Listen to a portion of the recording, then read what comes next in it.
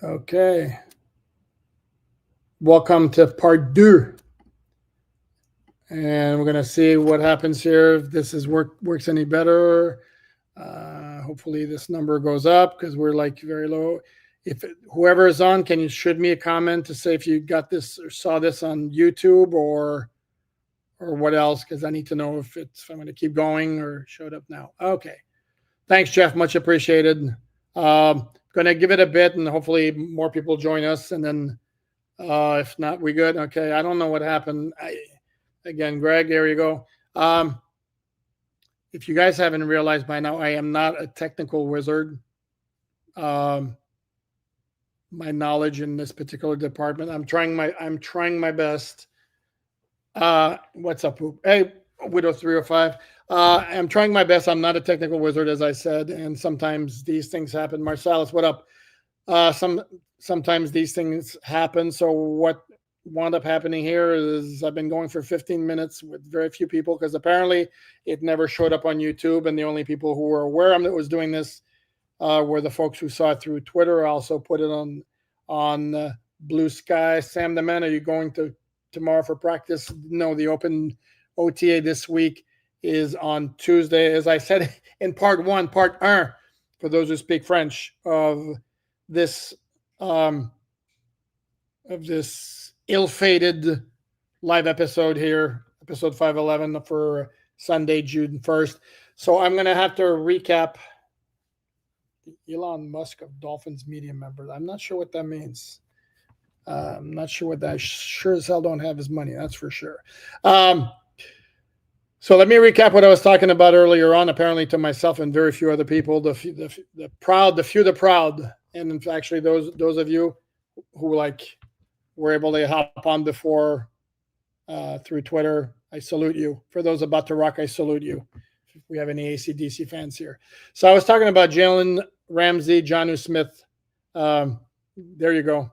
Next time I have your new graduate set this up, she'd probably do a lot better job. And this is part of what I discussed earlier on, that I didn't do a show on Friday when there was a lot to talk about, including Jonnu Smith, Jaylen Ramsey, because it was my daughter's high school graduation ceremony at the Watsco Center on the campus of the University of Miami. And as I indicated on social media, I hope you guys understand that absolutely took precedence for me. Love my little girl.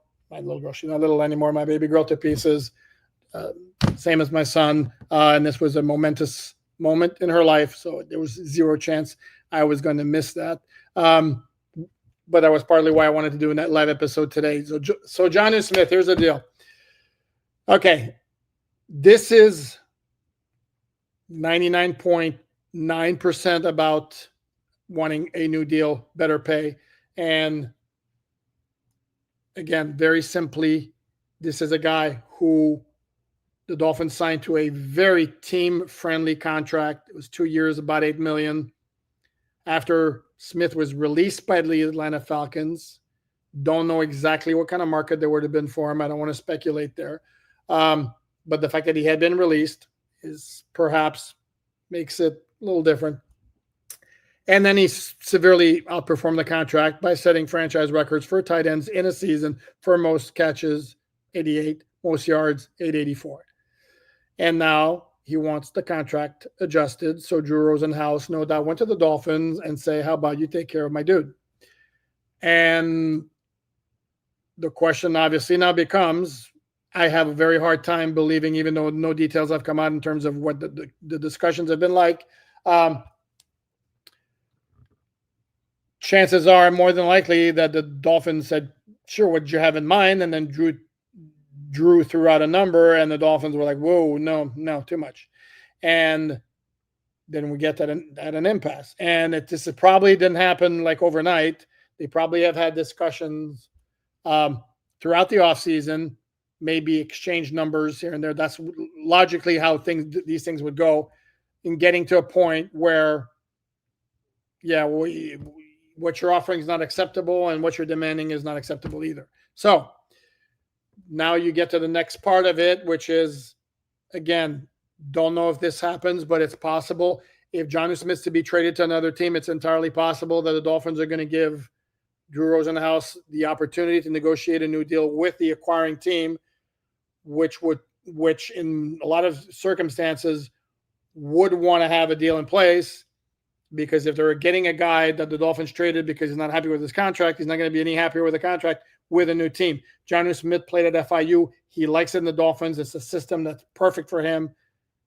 So this is about the contract, and he's not going to be happier with another team if it's the same contract. So, and the team not willing to give him a new contract is not going to make a trade for him or adjust his contract. And now the question becomes, what can be worked out between either the Dolphins, any team around the league willing to acquire him, and then Drew Rosenhaus speaking for Jonnu Smith for his new contract.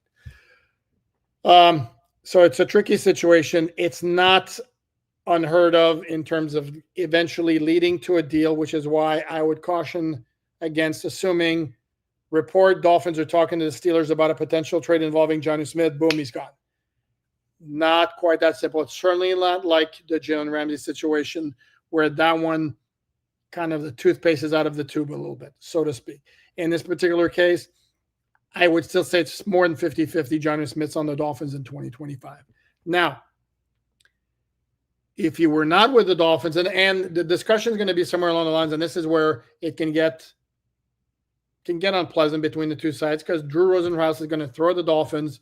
Listen, you've never had a tight end get that many catches, that get many receiving yards. He won the game, scored the game-winning touchdown in overtime against the New York Jets. In fact, it was basically the entire drive against the New York Jets. He had another really big game. I think it might have been Cleveland. I think he had big numbers. And he kind of bailed out the offense at a time when Tyreek Hill and Jaylen Waddle were not performing up to their standards.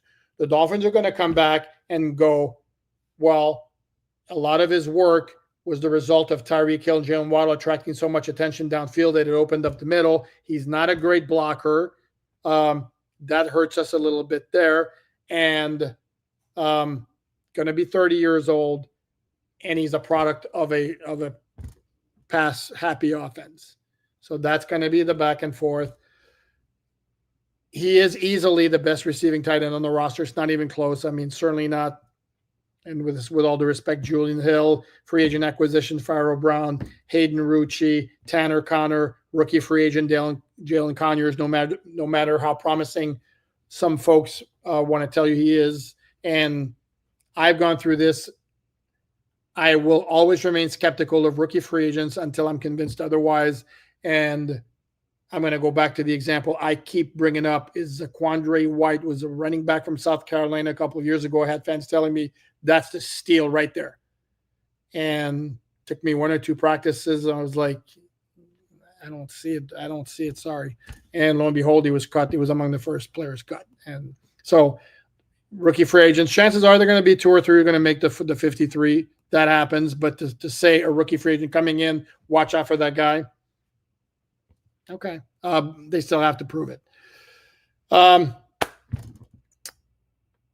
So again, it's going to come down to the Dolphins and Drew Rosenhaus coming together at a place where both sides are happy what's going to happen, or both sides can live with whatever arrangement they come up with. Chances are in a negotiation like this, both sides are going to be happy to a certain degree. Both sides are going to wind up feeling like they gave up more ground than they wanted to. That's how that works. And that's what it's about. Like I said, the risk of repeating myself, I still expect him to be on the roster. As Leo points out, this is in contrast. And then I know a lot, the reaction on social media from Dolphin fans that I saw was basically like, how the hell can Dolphins be so stupid as to let Jonnu Smith go? He was their only Pro Bowl last year. Well, there were some, including this guy here, who bashed the Dolphins for being way too generous with contracts last year to Jaylen Waddle, Jaylen Ramsey, Tyreek Hill. And now they're taking a stand the other way. So can we really bash them for being too generous with contracts last year, not being generous enough? And then before that, Dolphins got killed for not taking care of Christian Wilkins and Robert Hunt. Again, every situation is different, and it's all a balancing act. Does Jonnu Smith deserve more money than this contract calls for based on his performance last year? Absolutely. Should he be among the high-end tight ends in terms of salary? That's debatable. because he's kind of one-dimensional, and he also operates in an offense that's conducive, if you have receiving skills, to producing big numbers. So big contrast to Jaylen Ramsey, where, again, as I said, that one, toothpaste is out of the tube. There has been zero indication whatsoever that this is a situation that's salvageable. It might not get done. I think the Dolphins very much would like to be, okay, bye, Jaylen, good luck in your next stop.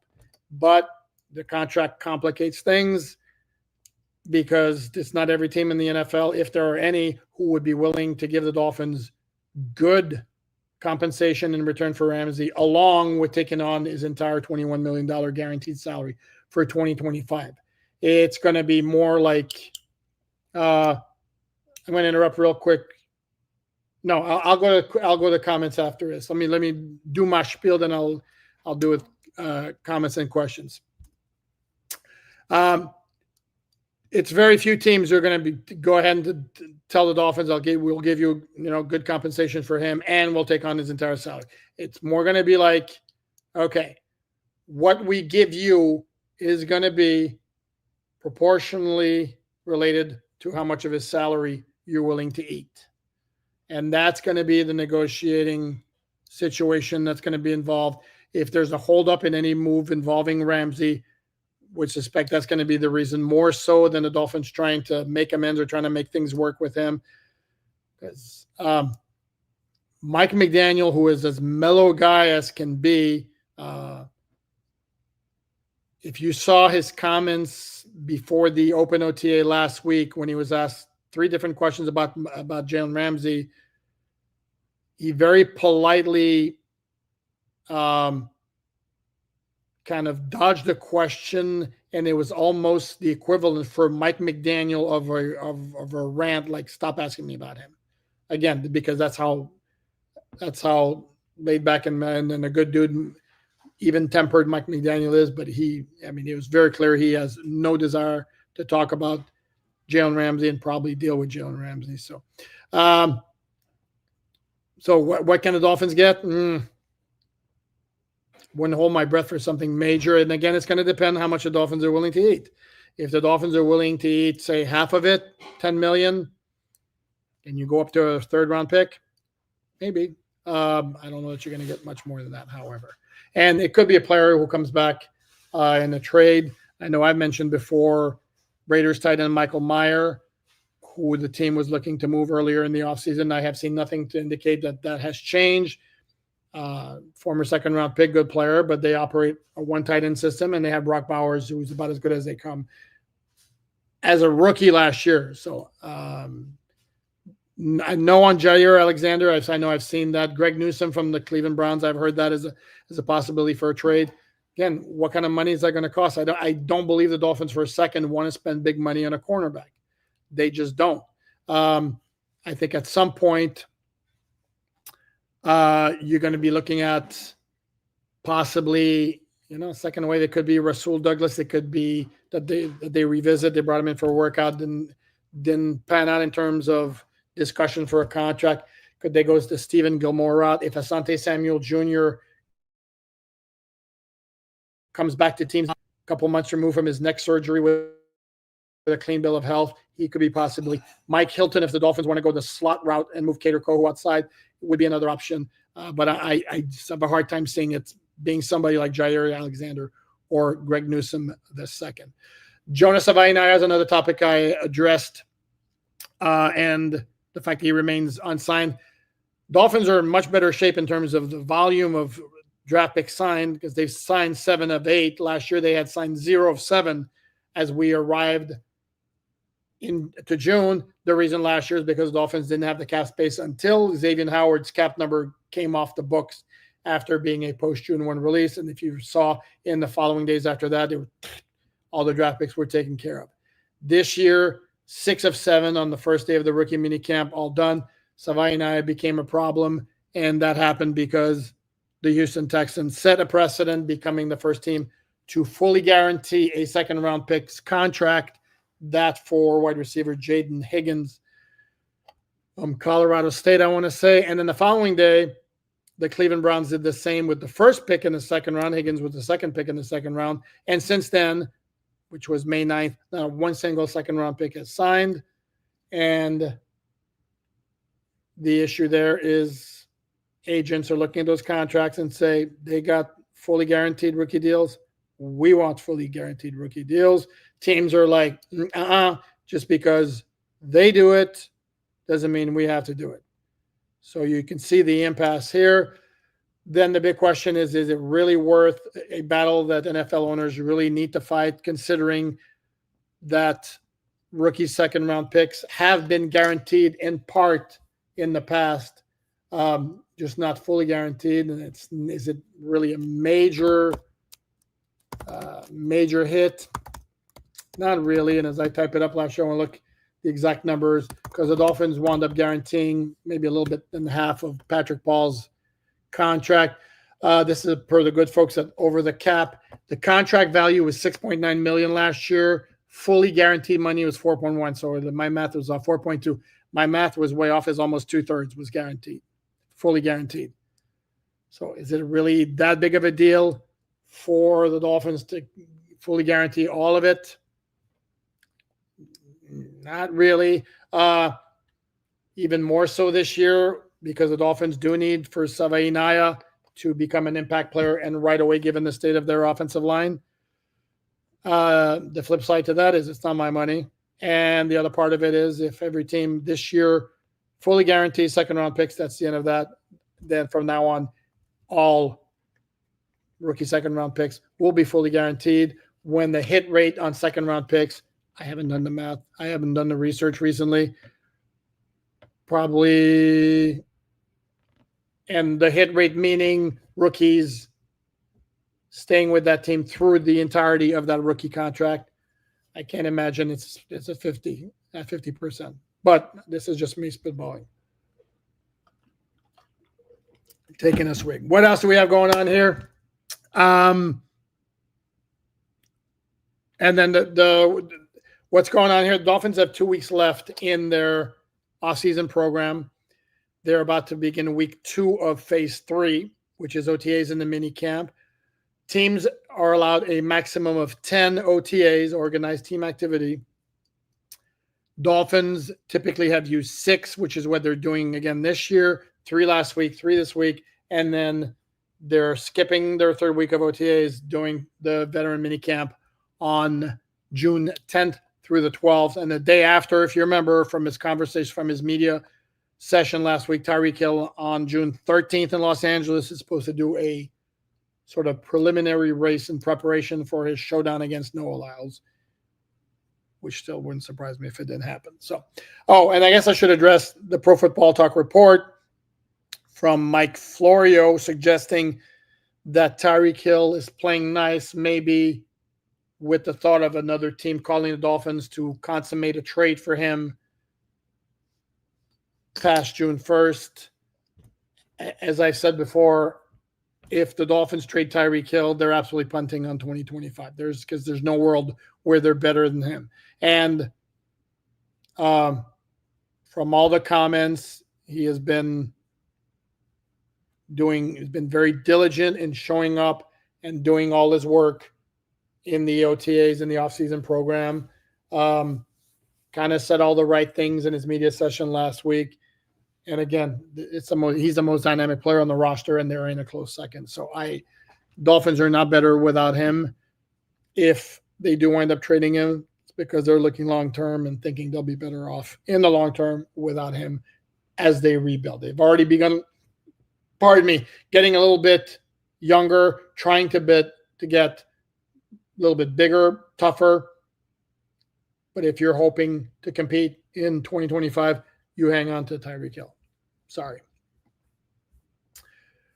Okay, as it stands now, that's all I got on my agenda. I'm going to go through the old comments here. And again, for those of you who have joined me on the second shot here, I apologize. There's some technical difficulties. Apparently, I set it up the same way I always set it up. It wasn't showing up on YouTube notifications, I guess. And now it's shown up, and now we have a decent sized group, and it's a good group. Why? Because it's you who's here. So much appreciated. Please like, subscribe, all that good stuff.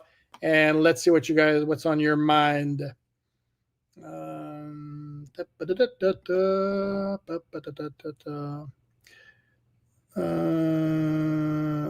Okay, Greg Sousa, been itching for some trades to happen, waiting for Ramsey to be traded. It's got to be any time now. As I just indicated, I don't know that it's going to be happening tomorrow. Oh, I forgot to mention something else that's going to happen tomorrow. Yeah, generally speaking, also June 1st is today was a Sunday, and transactions don't get processed on Sundays. I don't recall ever seeing one. Tomorrow, don't see any reason why that wouldn't be the case. Terron Armstead's retirement is going to become official. He's going to wind up, I'm going to guess, placed on the reserve retired list.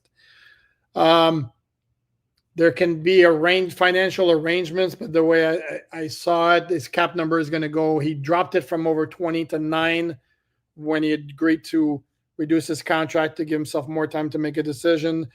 And it's going to go down to about 7.5 process as a post June 1 move. So it's $1.5 million of cap space the Dolphins will get, and it now will then be official. Terron Armstead will be retired, because right now he's not officially retired, although he announced his retirement at a party.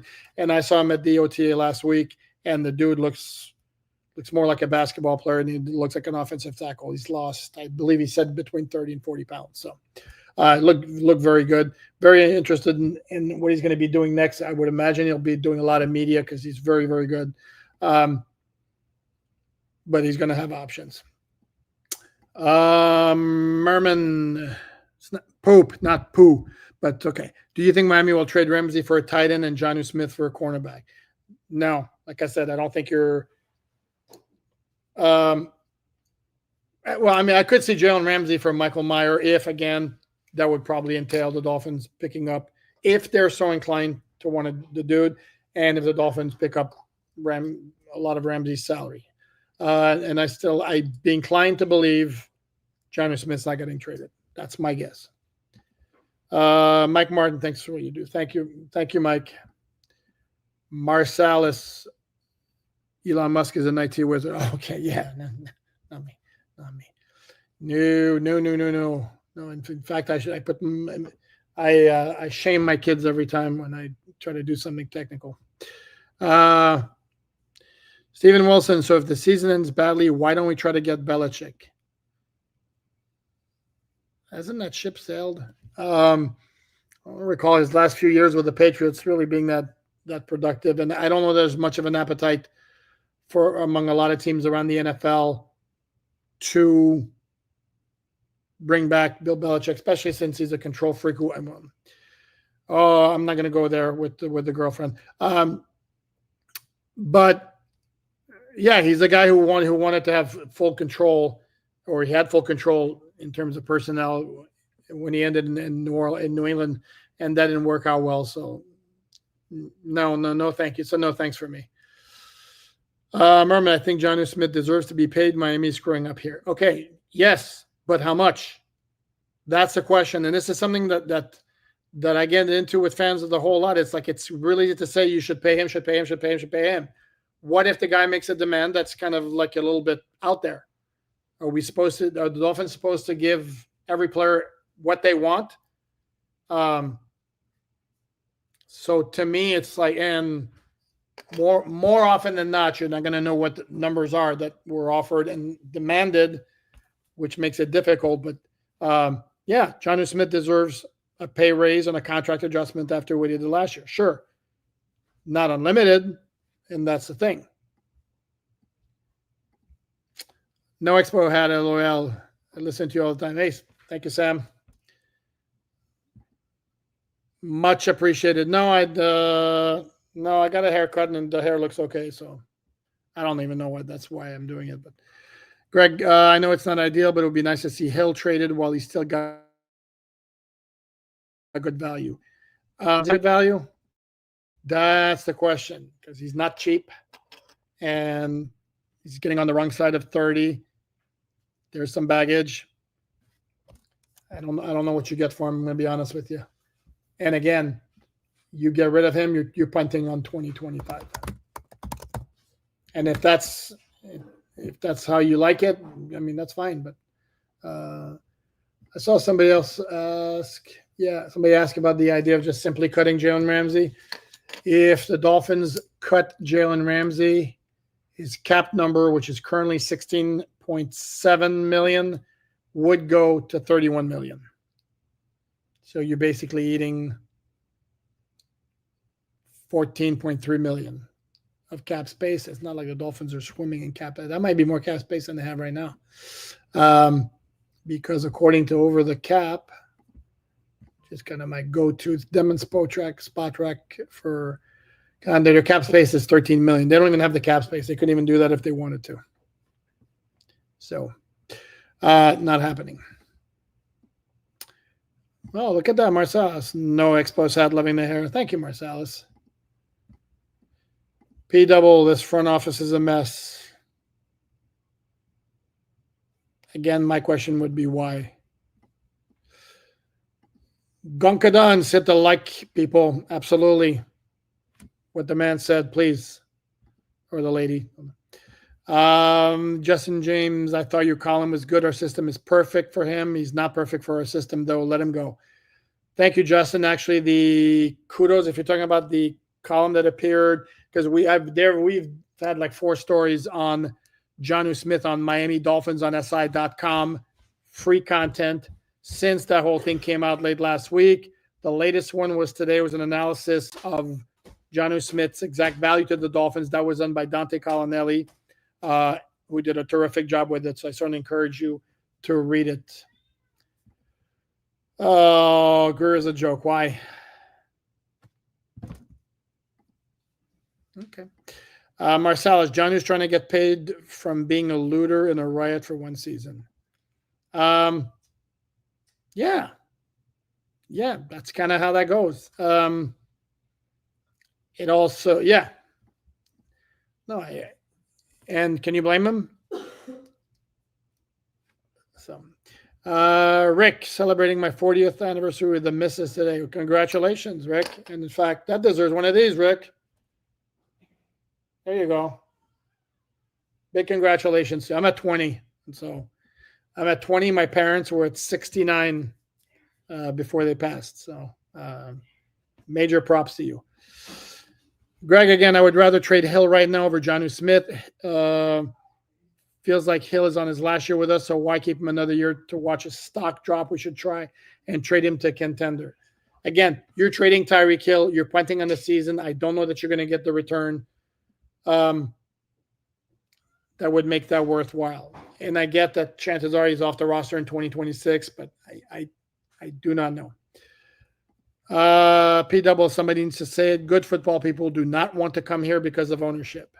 Bill Parcells came. No, not Bill Parcells was before. Sorry, my bad. Sorry, I apologize. I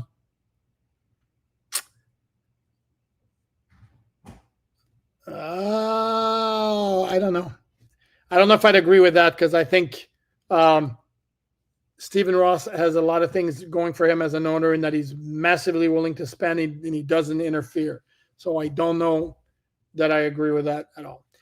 Hill has zero value. I don't know if it's zero, but it's not. To me, it's not enough to justify dumping him, considering his value to the team if he gets back to his form of 2022 and 2023. Ramsey played Miami like a fiddle, didn't practice last year until he got a new deal, then wants out and forcing a trade a year later. Ding, ding, ding, ding, ding.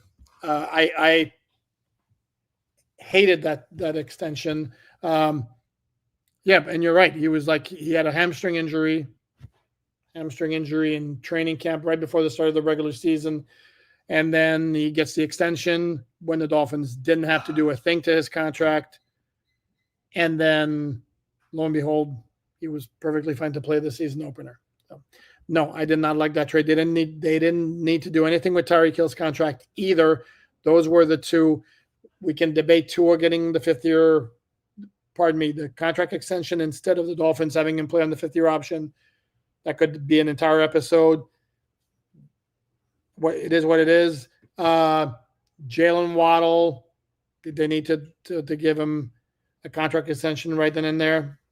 That one I don't have quite as much of an issue either. The two really bad ones to me were Ramsey and Hill, who are two guys who very well might be already be gone, cut, if it wasn't for the fact they have guaranteed money. No, the drama off the field is not helping his stock. Correct, absolutely. P. Double Hill is still a good piece, absolutely. Dolphins have been burned too many times in recent years, giving players new money. Xavier, Reek, Ramsey, Greer's had enough, and doing it again after one good year sets a bad precedent. Yeah, you're right. I do think that they would be willing to give him some kind of a raise. They did that with Raheem Mostert as in an attaboy for his 2023, and they structured it to where he got a nice signing bonus, but the contract was conducive to him being let go, and would make sense for the Dolphins to do that. Give him a signing bonus, structure his contract with maybe guaranteed money this year, no guaranteed money next year if he falls off a cliff or has a bad year or whatever, or you have a good replacement already on the roster at tight end, then you move on from him. I could see them doing that. But, yeah, you're not wrong about what you're saying about the Dolphins being burned with a bad contract. Justin, if they had guaranteed money in future years, they are crazy. And trust me, don't think for a second Drew Rosenhaus doesn't want guarantee. Of course he wants guaranteed money, and that's going to be the back and forth. Be truthful to yourself about the team because it's over before it starts. Sorry. I've covered sports long enough to know you never know, and to give up in June. Sorry. Not going to happen with me. I don't know about anybody else. Piero Signori. Does he hold out? If you're talking about Jonnu, he can hold out. It's $50,000 a day if he does hold out. He can hold in, which is where you have soft tissue injuries that are very difficult to detect. Hamstring, back, ankle, things like that. That's the new holding out. There is no holding out again because it's too cost prohibitive for players.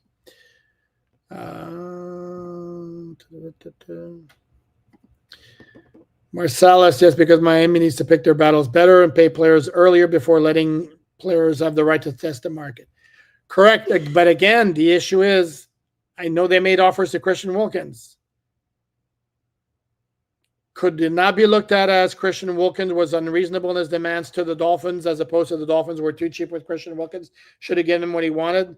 Again, this is the same thing with every negotiation. It takes two sides to get a deal done.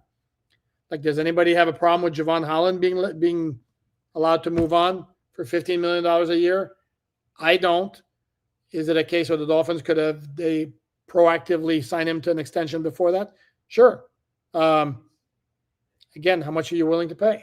This is why, but the Dolphins do have to identify guys that they can't move on, not that they can't, but that they don't want to move forward without, and at what price. And you can't give everybody everything they want. It just doesn't work like that.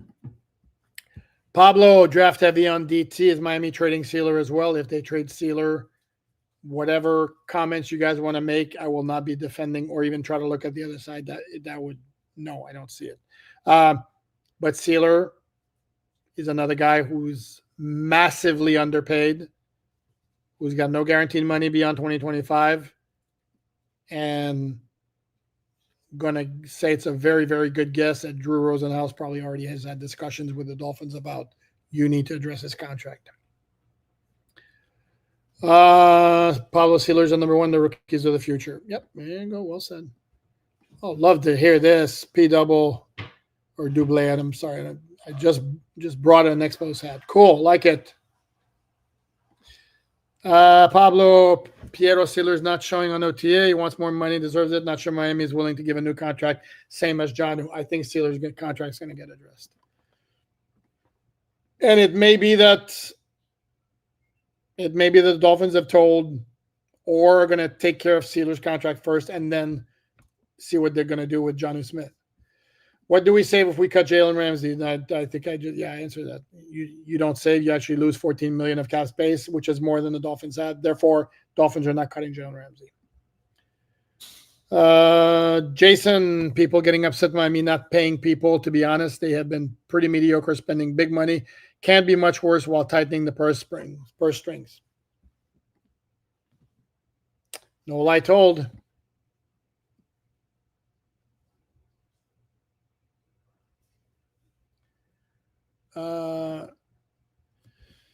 OTAs is in training camp. They show up when it's incentivized in their contract. Well, I can tell you that, well, yeah, and a bunch of players have workout bonuses, which pretty much relates to the offseason program. Zach Sealer's got a modest $25,000, which I'm sure he can, not a big deal if he forfeits that. Tua's got $250,000, by the way, and then but it's not anywhere near the top of the league. I think I saw was it Kyler Murray and Myles Garrett, both of them. I think $1 million workout bonus. The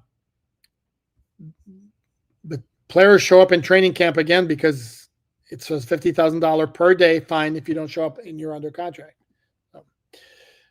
Ken Sean asks, would you rather 50 push-ups running to the wall, running laps if there is a penalty, false start, drop, TD, or INT, or I want more, I don't want to be here, I wanted to punch you? Whoa. I think you're basically asking me if I prefer Flores' method to Mike McDaniel's. That's a touchy topic. Touchy topic. I don't even know if I want to go there. I think Brian Flores is a lot better coach than a lot of Dolphin fans would. Oh, there you go. What culture would you rather have? Yeah. I think Brian Flores got more out of his people than Mike McDaniel has so far. Sorry. Said it. Marcel, if you pay Hunter Wilkins early, you still have them at cheaper rates than letting test the market. You wait on giving Tua, McDaniel, and Ramsey money. We don't have these problems, sir.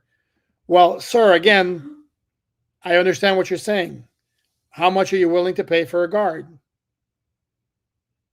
If Christian Wilkins is asking you, he wound up getting $28 million a year on average from Las Vegas. If he told you a year before, I want 23, you just give him. Again, I don't. I get it, but to me, it's not a general theme there. I think the Dolphins absolutely deserve criticism for not getting ahead of some of those, but to say that they dropped the ball on every single one of them. Tony H, Iowa State, that's Higgins. Okay, my bad. Sorry, I should know this. Keith Sims, if you're watching, I apologize. Keith Sims, a former Dolphin great offensive lineman from Iowa State. Justin, how many other second-round picks haven't signed as of Friday? It was 30. No, sorry, 29 plus Jonah. That's 30 out of 32 haven't signed. And in the entire league, the number was around 50 rookie draft picks who hadn't signed. 30 of them were in the second round. So, John Green, have you heard much about Jason Marshall Jr.? I have not. I saw him. He certainly looks the part. Didn't notice him one way or the other at the open OTA. Kind of the same. Unless the ball's thrown in their direction, I mean, it's very difficult to look unless I'm specifically eyeballing and have my binoculars right on him. It's difficult to be able to spot everybody on the roster. So, is the Dolphin front office setting up this year to fail? No, not at all. Not showing on ATA is a way not to lose money like in training camp while showing they're unhappy with the contract. Absolutely. But again, technically, our season program is voluntary. Voluntary. I know every team wants everybody to show up, but it's still voluntary. They can't do anything about it.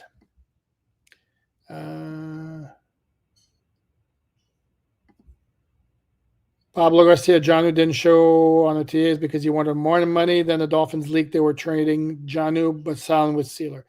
Not the Dolphins who leaked that. I don't know that for a fact, but that's usually agent driven.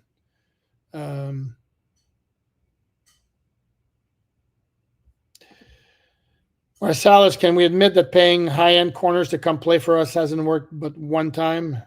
And who would be the one time?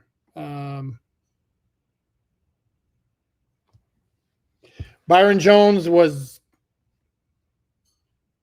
better than given credit for that 1 year and a half, but not as good as his contract, absolutely. Jaylen Ramsey was very good, but came with the issues, and going to have him for 2 years. Who else was a big money cornerback that they signed? I'm trying to think. Brent Grimes was great for 3 years. I mean, he wasn't huge money. He was coming off a torn Achilles, and he was just fabulous for 3 years. Can't remember any other ones. Trade Ramsey for Shador. Browns wouldn't do that. Money. Dolphins are too cheap to pay Jonnu fairly. The Dolphins really been cheap? Cliff, really? Come on now. Coach Armstead still here? Yeah, but I asked Mike McDaniel very directly whether there'd been any conversations with Terron about him taking on a role as a coach or helping on the coaching staff. He said that hadn't come across yet. Maybe down the line, but not yet. But he just still likes being around the guys.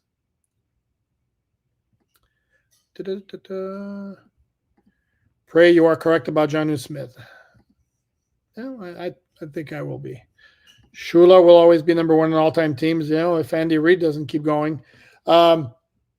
Just reminded me of something here. News nugget here. Dan Campbell of the Lions. The Dolphins have said that it's on their website that they're doing joint practices with the 3 preseason opponents, Chicago, Detroit, Jacksonville. The question was which team is going to work with the Dolphins twice, and Dan Campbell of the Lions provided that answer last Friday. It's going to be Detroit. I've said this from the time the preseason schedule came out. It would shock me if it wasn't joint practice against the Bears or with the Bears, however you want to say it. Friday, June 8th, preseason opener, Sunday, August 10th, day off, joint practice with the Lions on Wednesday, August 13th, joint practice with the Lions on August 14th, day off game on Saturday the 16th, joint fly back to South Florida after staying in the Midwest that 10 days, joint practice with the Jaguars Thursday, August 21st, day before the game, preseason finale August 23rd against Jacksonville. It's not official yet, but it just makes too much sense.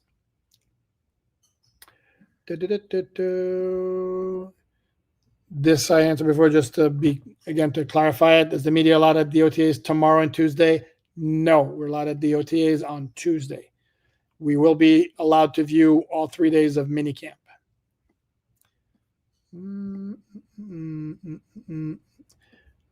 Thank you. Negotiation is everything, I guess. Yes. Again, it's not nothing is as simple as agent says, I want this, you got it, deal done. Let's shake hands. Or Dolphins say, we're going to give him this. Okay, you got it. Shake hands. Doesn't work like that. Jody, if he played bad, we would not get money back. I would say add some incentives, but not change his contract. Jody, if Jonnu Smith didn't have a good season, Dolphins would have cut him. So that's why. No, they would not. And yes, they would get money back, because let me look at his contract here real quick. So he signed, it's 2 years. There was a total value was 8.4 last year, and the signing bonus was $2.75 million spread out over 5 years, 3 void years. The salary last year was $1.2 million.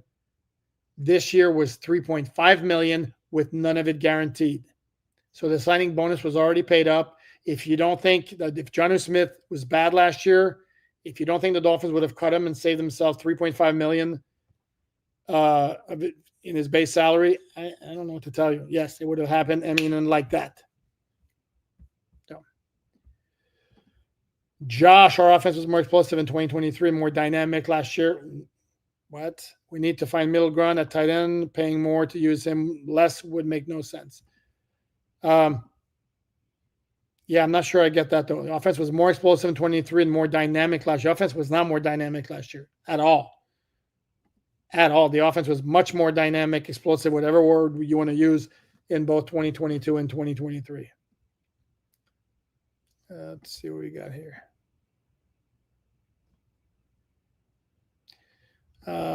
If Tua struggles halfway through the season and stays healthy, they go to Ewers, 0 chance. And I don't believe Tua is going to struggle. I think it's going to be the same old Tua. I think Tua is going to produce very well when the Dolphins play weaker opponents, and it could be a struggle when they play the better teams. I don't know that I see major reason for things to change. Marsalis, thank you very much for the contribution.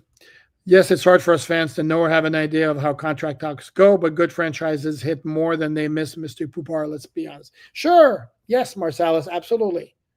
Without question. And which is why the Dolphins are in the state they're in. But again, I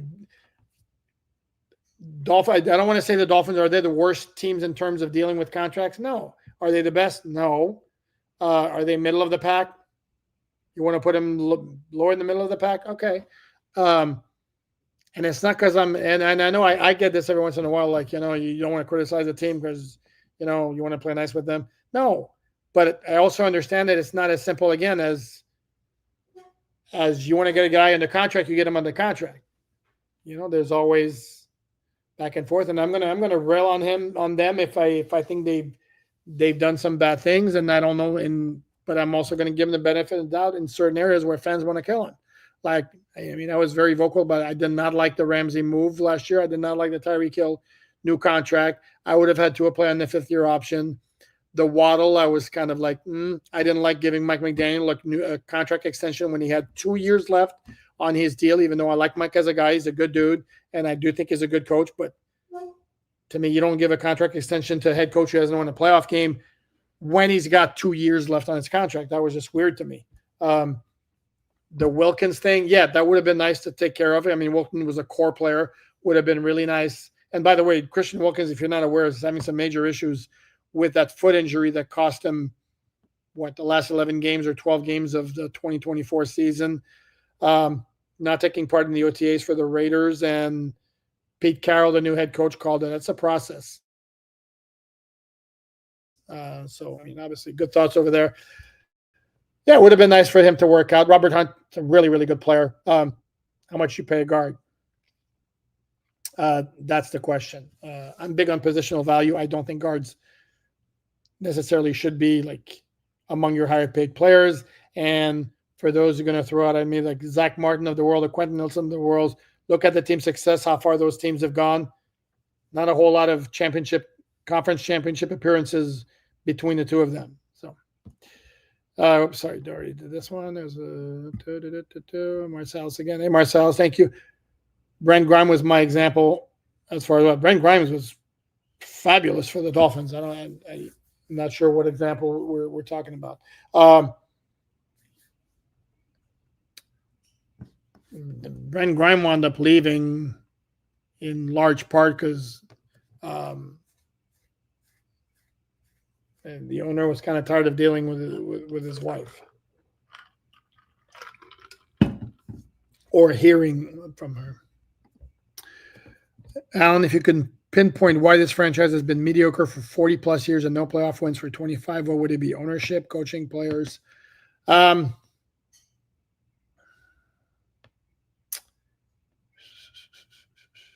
They've had some good coaching. I think the biggest common thread is the quarterback play has been poor more often than not, or subpar more often than not. They had some really good teams in the early 2000s. Had they gotten they had good records, but they couldn't get over the hump because they didn't have enough things to attack opponents beyond the quarterback, who was asked just not to make mistakes and let the defense and the running game win it. And while both of those areas were good, they were not great, and that's what you need if that's all you're going to rely on, like the Baltimore Ravens of 2000, who were not a great passing team, but they had a really, really good running game, and they had a spectacular defense. The Dolphins were not quite at that level. And then you go through the rest of those years. Generally speaking, the quarterback play has not been good. Tua was very good in 2023, not good enough when it came to the quality opponents. This is why the Dolphins had success. 11-6 is a good season, but couldn't get over the hump. So. I'm going to check out a few more of these. We all hated the Ramsey extension. Okay, I thought it was just me. Dolphins are too cheap to pay Jonnu fairly. Nope. Were the Dolphins too cheap with Tyreek and Jaylen Ramsey? Nope. With Tua? Nope. With Jalen Waddle? Nope. So, sorry. Spending doesn't pay off the draft is always the answer. I knew Tyreek wouldn't change anything. Oh, but he did change something. And again, he's the reason the offense was as explosive as it was in 2022 and 2023. But they have not. What they did, the Dolphins, is did the old F them picks for a couple of years, and they didn't hit well enough with the few draft picks they had. What they did is, and not just me saying that, Eric DaCosta, the GM for the Baltimore Ravens, was on that podcast where he basically was saying something along the lines of, not even NFL scouts who do this for a living, it's all they do, know for certainty if guys are going to hit. It's a crapshoot. And this is DaCosta talking about his philosophy is accumulate more picks. You give yourself a better percentage or better chance of getting good players. And Dolphins were doing the opposite when they were trading picks for Bradley Chubb, for Tyreek Hill, for Jaylen Ramsey. And then what happened is they didn't hit on their guys, or a lot of their guys. They hit on Devon Achane. They didn't hit on Cam Smith. They didn't hit on Channing Tindall. They didn't hit on Eric Ezukama. And the hit rate wasn't nearly good enough when they had as few picks as they did, which is why, and my point was completely missed by somebody who decided to criticize me for it, whose name shall remain unsaid, where I said the Dolphins giving up draft capital to move up to get Jonas Avainaya will become a good move if he proves clearly superior to Tate Ratledge, who was the next card taken toward the latter part of the second round. If Tate Ratledge would have given you a performance similar to what Jonah's going to give us, the Dolphins would have been better off keeping the extra draft capital. And while logic would tell you Jonah's going to be a better NFL player, it's likely NFL scouts don't even know the definitive answer to that question. And certainly not any of us schmoes doing this should pretend to know that, well, this guy's going to be a complete stud and this guy's not. Sorry. Okay. John, I have 3 questions. Whose O-line is better, Bills or Paynes? Oh, Fins. Okay. Bills or Fins? Whose wide receivers are better? Bills or Fins? Whose quarterback is better? Bills or Fins? Offensive line, Buffalo. Wide receivers, Miami. Quarterback, Buffalo. Should be pretty obvious, no? Can they still restructure anyone? They can restructure. Those guys who are going to be getting extensions, in a lot of cases, can change the cap number and lower the cap number in this current year. Obviously, increase it in future years. Is Diggs gone in New England? I don't know. He's certainly not off to a good start. Steven, there's always a chance when giving extensions. If they do well and you didn't give the extension, then it bites you. If you give them the extension, they end up having a bad season that bites you. Yeah, correct, yeah. I gave up on this season last season after week 2. Okay. That means you can't get to celebrate if they do well. There we go. Number 1 FinSpot. Moto Dad. Thank you. That deserves one of these. By the way, I'm not stopping. For those who don't like this, sorry. But it's not going anywhere. I think doubling Jonnu's salary to $8 million a year should be good for both sides. For how many years? I'm of the opinion the Dolphins, because right now he's signed only through this year. So I don't have a problem with giving him 8 for this year. Don't add on any more guaranteed salary beyond this year.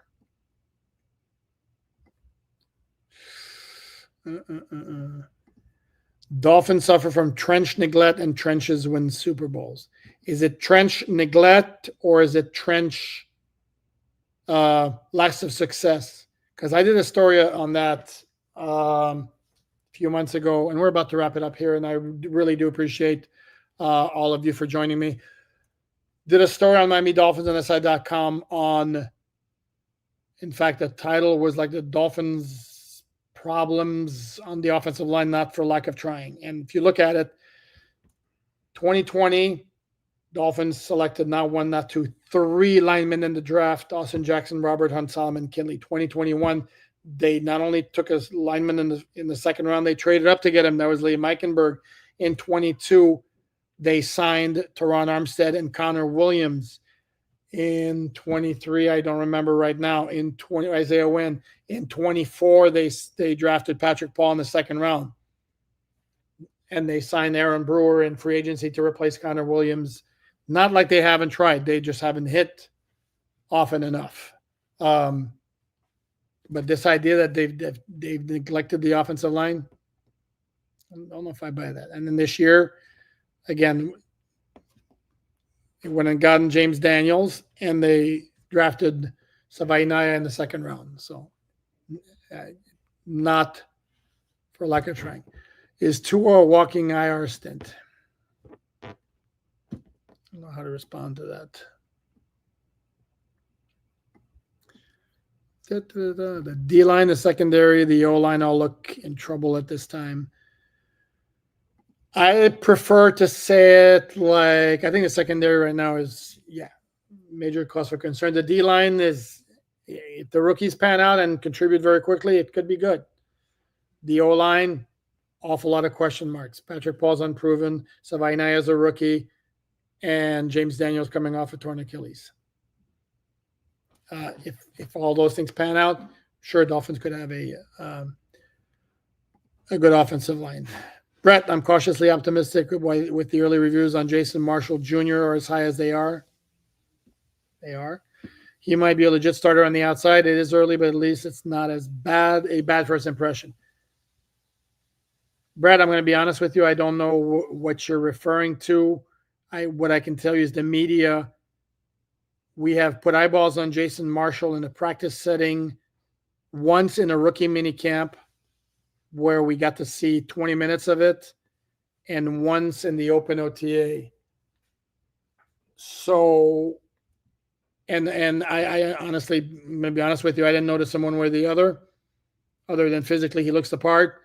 So if the early reviews are good because of teammate comments or coach comments, hate to be that guy, but that's par for the course. That's all players and coaches are going to say.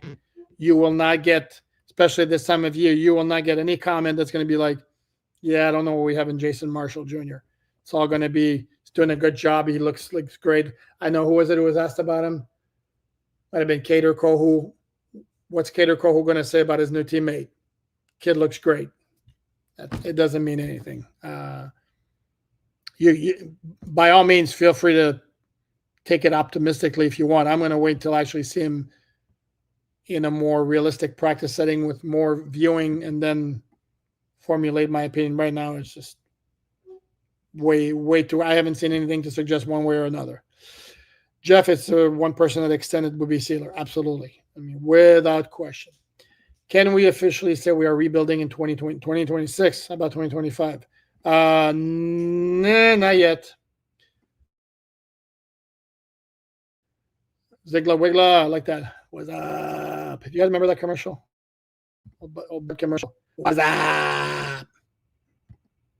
There you go.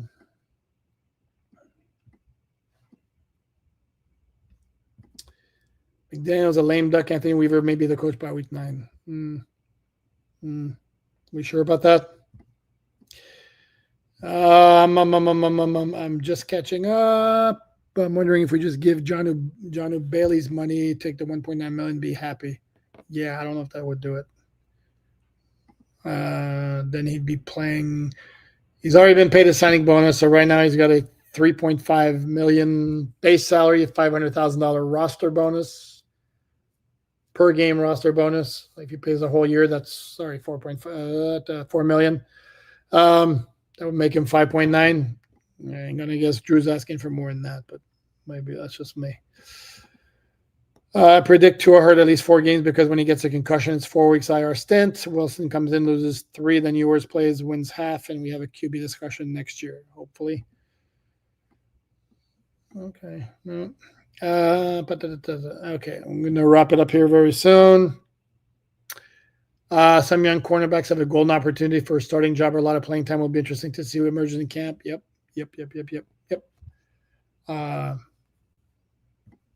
Without question. Okay, let's see.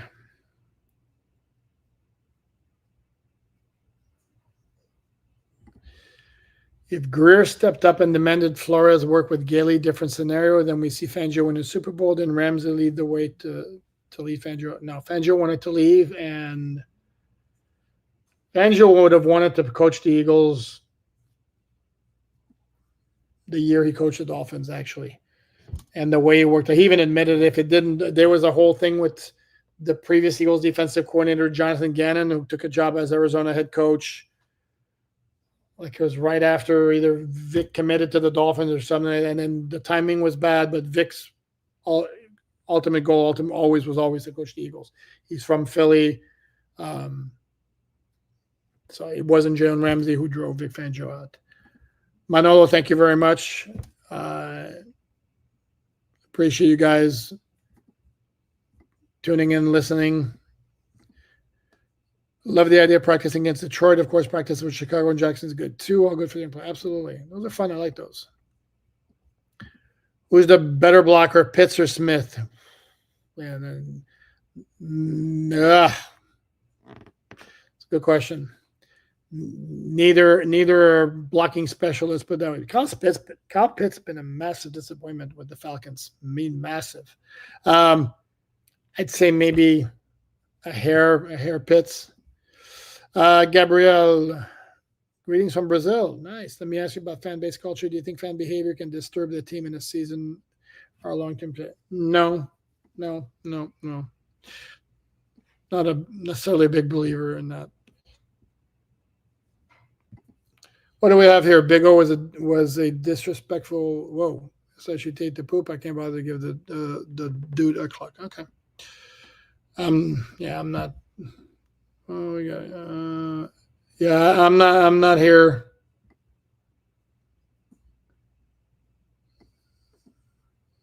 Yeah, Big O gave me a shot on YouTube. Okay, good for him. Here you go. I'd be surprised if Poop gives two poops about Big O. I'm going to start worrying about other people who when I take shots and all that. It's like, I don't know. I don't do it, and it's like, I don't know. I have put this way. I have some thoughts, but nothing I really need to say out here. Man, I was at work and missed most of the live stream. Like and subscribe. Thanks, Boop. I'll watch this after the live is over. Thank you, Chuck. And then I got one more here, and then I think that's going to wrap it up. On our own, thank you, partner. Poop, new fan, what do you think the threshold of circumstances for us to commit to a rebuild next year? Oh, that's a good question. To a rebuild next year, meaning 2026 or 2025? I think if they move on from Tyreek, it's both Ramsey and Tyreek in June or July, whatever. I think that tells you they're committing to a rebuild. Outside of that, and no, I still think they want to transition the team away from certain guys, and they lost a lot of like big name veterans. Calais, Terron Armstead, Jaylen Ramsey's out the door. Javon Holland is not an old guy, but he was a pricey guy, and I think they want to transition to like a younger foundation. Ideally, it's Patrick Paul, it's Cam Smith breaking through, Achane continuing to do his thing. But I don't necessarily see a full rebuild right now. Although, again, I'm going to revisit my answer if Tyreek Hill winds up getting traded. So, you know what, gang? That's going to been over an hour now on this redo. I apologize again for the false start. I like that. It was a false start. Please like, subscribe, share, all that good stuff. And definitely we'll do something on Tuesday afternoon after the open OTA, share our thoughts. And that day I'm pulling double duty because Tuesday night's going to be the Dolphins Collective. If there's news to report on Monday, we'll certainly do something as well. And again, thank you so much for tuning in. Please like, subscribe, share, all that good stuff. And with that, I'll say good night.